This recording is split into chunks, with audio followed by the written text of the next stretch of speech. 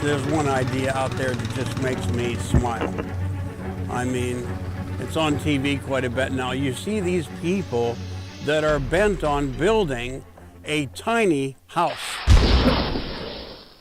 Do you really want a tiny house? I mean, everybody wants a comfortable house, but it's the big fad. And maybe that's all you can afford, although they're not cheap.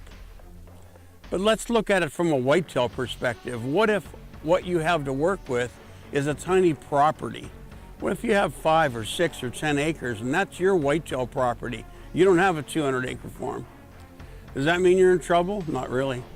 Because what you can do is you can set up a tiny plot. Let me show you what I'm talking about. Let me tell you where we are here.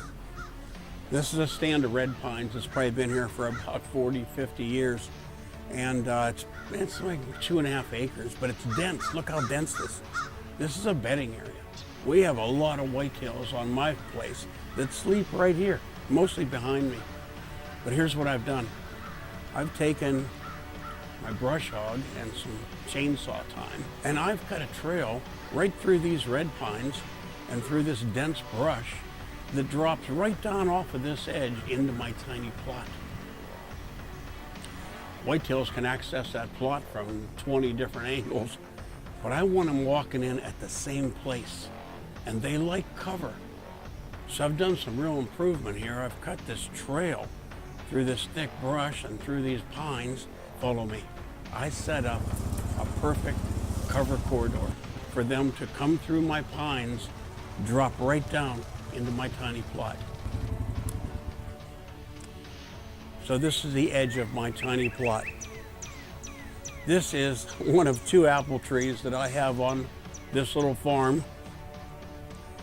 I made sure I incorporated this apple tree into my tiny plot. You see the thick stuff I came down through? That's where I cut my access trail. It's covered up with deer tracks. The trail comes right down through there. Deer take the easiest route. So, right here and right behind you, I have about, not even a 1/4 acre. It's probably a 1/6 of an acre that I cleared and I planted. What did I plant?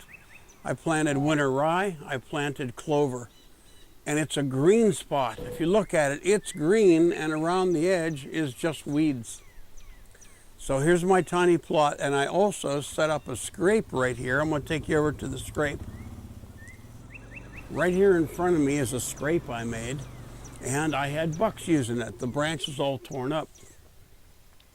So probably I got about another 20 yards and I run out of my tiny plot.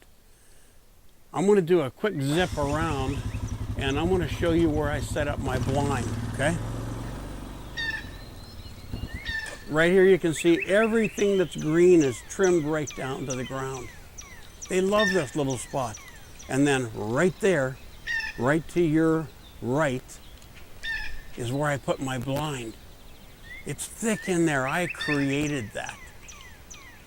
And it gives me, right up here by the apple tree, about a 25-yard shot when these whitetails are entering this tiny plot. So if you really want to be crazy, you could do what my buddy down in Texas, Robert Hogue, bowhunting.net guy, you know what he did at his tiny plot?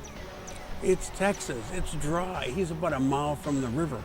He bought a 30-gallon plastic tank at some feed store, dug it in, put some buckets in the back of his truck, filled it up. It lasts 2 weeks. At his tiny plot, it's got a watering hole. Yeah, you can get innovative. But here's what a tiny plot will do for you.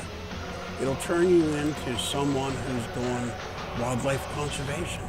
You're working the land, and that's how to become a land manager. If you're gonna have to go tiny, make it huge. And that's this week in the Tiny Whitetail Woods.